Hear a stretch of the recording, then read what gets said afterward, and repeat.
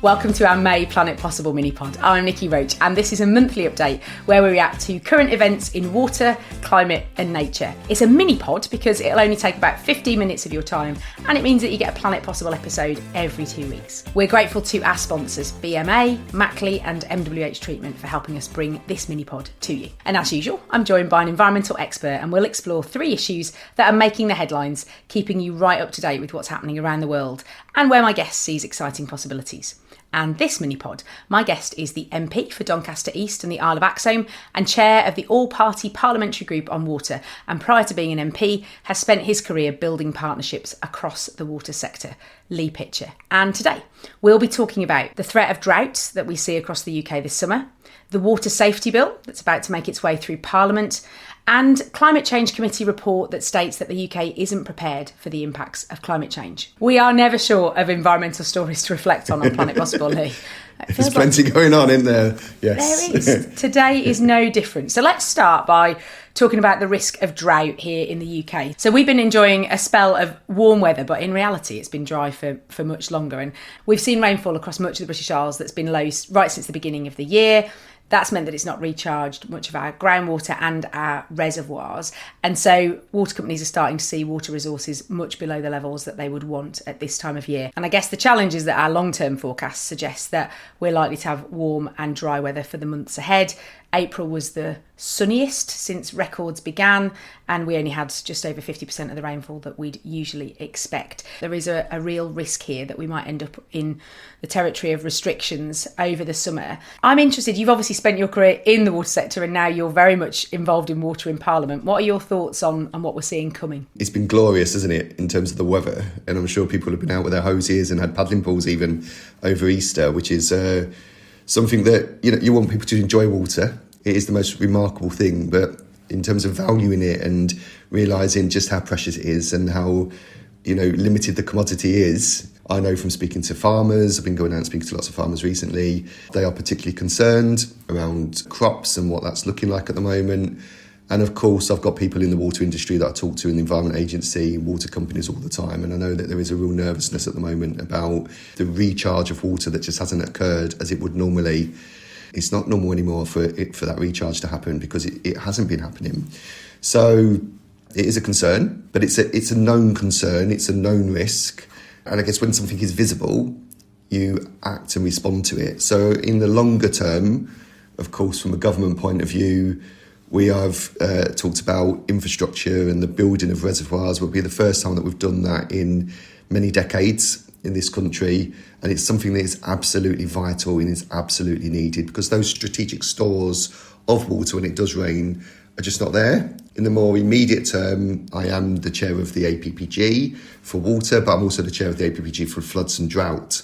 On the drought side, we are talking as an all-party parliamentary group with industry experts around what we can do to promote and push, either in policy or just through talking to residents, the importance of water recycling and looking after your water a lot more sensibly at home. It's not a quick fix, is it? There's some quick fixes like water butts that you can say to people, actually, when it does rain, just grab it, keep hold of it, use that for your garden. But actually more significant changes like, well, could we use some of that water inside our homes? Could we flush our toilets with that water? And that is really interesting for me because obviously as a government, you've got big ambitions around housing growth. And if there's an opportunity to think about baking into those new homes the use of recycled water rather than fresh water for things like flushing toilets, where it really doesn't need to be drinking water, does it? Is that sort of stuff coming through your all-party parliamentary group? Are you starting to have those conversations about how you can connect water in with some of the other big drivers, things like growth and housing? Absolutely. It's very much on the forefront of the discussions. I mean, interestingly, a lot of the early discussions that I've had as part of the all-party parliamentary group have been around the flooding side of things. And I guess because that's been so much more prominent and prevalent, and we've seen that a lot in recent months, particularly over the winter period. But I guess we are moving now very much to talking a lot more about drought and the lack of water that we've got. There's learning from other countries. In the past, as you know, I've done a little bit of work working with places like Cape Town to understand what they did in order to change behaviours at a domestic level, at street level, and then more regionally. Some of that's just about making data more visible, actually, so it's something maybe to think about. I suppose for me, the other thing is, with growth comes other challenges. So, for example, we are very much a leading country in terms of AI. But of course, when you think about AI and data, what people don't realise is that in order to facilitate and service data centres, you do need quite a lot of water because you need a lot of cooling. So we're also thinking about how do we maximise the use of potentially grey water for those things that will absolutely support our economy, support jobs, allow us to be a leading light in the world, but at the same time retain and look after our precious resources. It's using the right quality of water for the right sort of purposes and valuing it more. Right, let's move on to topic 2, Lee, because I am really interested to hear that you are about to take your first bill through Parliament, the Water Safety Bill. Tell me all. I'm so excited about it, massively excited. You know, becoming an MP, the big thing for me is that you facilitate change. It can change the lives of people that have been affected by something. So the Water Safety Bill came about for me during the campaign. Last year, I met Simon and I was at Thorn Fire Station and he was there campaigning on behalf of his son, Sam. So Sam was 16 and like many young adults, enjoyed the sunshine, enjoyed the hot weather, go out for the day with their mates and come to a nice, beautiful, crisp-looking reservoir or watercourse and messing about, to be frank, go for a dip in the water and just don't realise the dangers of doing that. It might be baking hot outside and even been so for a long time, but that water is icy cold and water shock and water stress obviously is just a huge threat to life. And unfortunately, when Sam jumped in, he got into difficulties. His friends did everything they possibly could to try to support him, and unfortunately, he lost his life. And it's really sad because obviously I've got a child that's that age, and talking to Simon, you realise just how it just changes your life, doesn't it? It's tragic. It's tragic. So sorry, but this is what I'm saying because it. Have a minute. Is that the voting bell? Do you need to go? That's a voting bell. No, it's a bell to say that we just started. Okay. For me, this one is personal. It's amazing that it's my first bill that I've been able to take through Parliament. So, in essence, what the bill contains is a few things. One is that there is a legal duty on owners of watercourses and water bodies, in particular reservoirs, to have safety equipment available. The second thing is to make sure that if that equipment is in place, that it is maintained. The next thing, though, is around vandalism. So vandalism in its own right is part of the legal system. Obviously, you can get fined and there's criminal repercussions of vandalising things. However, when it's at a water body and it's there to protect a life, my view is that needs to be a named thing within the law. So if you vandalise something that is there to protect and save a life, that should be a named crime. So it is about making sure that becomes a named crime, which in effect, for me, tries to reduce the number of people that want to cause antisocial behaviour. You could get a lot more of a sentence if you were to do that, for example, through the court process. And then finally, it's about education. So lots of schools talk to their children as part of PSHRE, personal, social, health, religious education, about water and safety.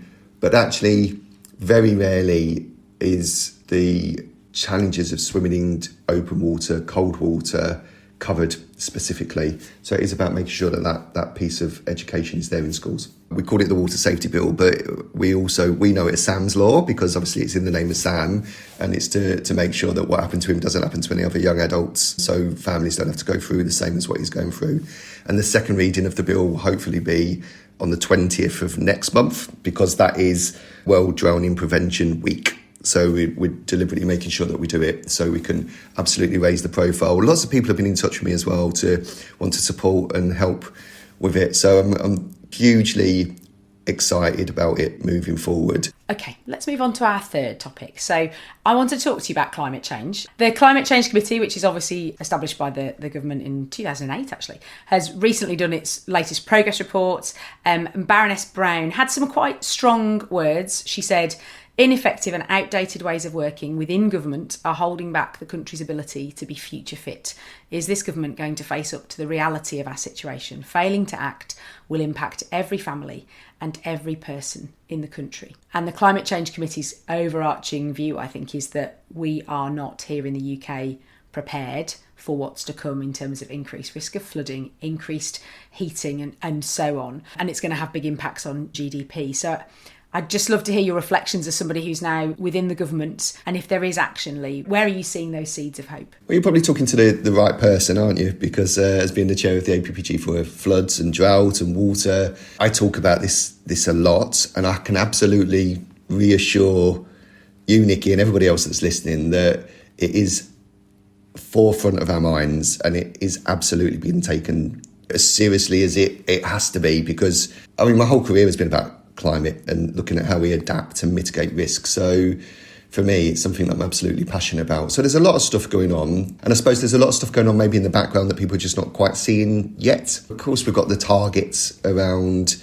net zero, but for me, there is something about, for example, where we live in the north, the reindustrialisation of the north. But when I talk about reindustrialisation, that's talking about how we use green and more natural energies sources. GB Energy, for example, is a great example of how we are setting up our own organisation here in the UK to provide our energy in the future. So we're not relying on places abroad to bring that in, but we're doing that with an absolute focus on renewables, whether that be offshore, inshore wind, solar. That push and that focus is moving really, really rapidly in the background. So that's one big area, I think, that we are absolutely focused on. I think from an APPG point of view, of course, we have an opportunity right now with the biggest review of the water industry that we've seen in absolute decades, actually, with Sir John Cunliffe, and we are feeding into him what we need to do now and in the future. And I think one of the big things there for me that's come out of all of the evidence that we've heard are things like, how do we plan for longer and intergenerational? So one of the things that we've suggested is that we need 25-year planning with incremental interventions that allow us to make the change that we absolutely need. And what that kind of means is that we need water companies, the Environment Agency, Natural England to come together to make sure that our plans are joined up. We've got a kind of a North Star, so we're absolutely aligned in terms of what we need to do in terms of climate and also how we manage water within that. So to prevent flooding, to prevent drought, to maximise the opportunities that we have with water in the country. So there is a lot going on. Sir John Cunliffe's review will report back in the next couple of weeks, actually, initially, and we'll start to see some of those potential changes that he's suggesting based on everything he's heard. And I do fundamentally believe that it will alter the way that we manage water, how we manage that within the context of climate change, and it will do that in a dramatic way that we've not done in many decades. From where you're sitting, are you seeing climate being taken seriously beyond your world within government? It's talked about all the time, Niki, so I don't want anybody to think that's not the case. It is discussed on a regular basis. When I speak to other members of Parliament, both within my party and other parties, it is very much there. I know there's some fears and there's some concerns out there because I've heard them myself about climate and it being taken seriously. I can promise you that there are many passionate MPs who work in lots of different kind of sectors and specialisms, whether it be health or defence, outside of DESNES and that area. But those conversations are taking place and people do realise the importance of it. They do realise it's a priority and it is being fed into our thinking and our policies. But I guess proof's always in the pudding, isn't it? And people need to see that action. My view is this is something that we can't be patient about, and we need to act all the time, and we need to act quickly. So I get it. I get what you're saying. I get the challenge that you're making to me, and all I can assure you is that it's known, and we are pushing it, and we are not going to stop pushing it to make that change that we need to make sure that we're all looked after in the future, really, and not just us, but nature and our beautiful world around us. There's a very hopeful place to finish, Lee. I love that. Thank you. And that is, unfortunately, all we've got time for. But thank you for joining us on the MiniPod. You can subscribe to Planet Possible wherever you get your podcasts to never miss an episode, and join our mailing list to be the first to hear about new episodes. And I'll pop a link to that in the show notes too. We've got more fantastic guests and topics lined up for the rest of this year, so I hope you'll join us for those. Thank you, Lee. It's been an absolute pleasure. Thank you too, Niki. That's it, everyone. Stay curious, stay connected, and we'll see you next time.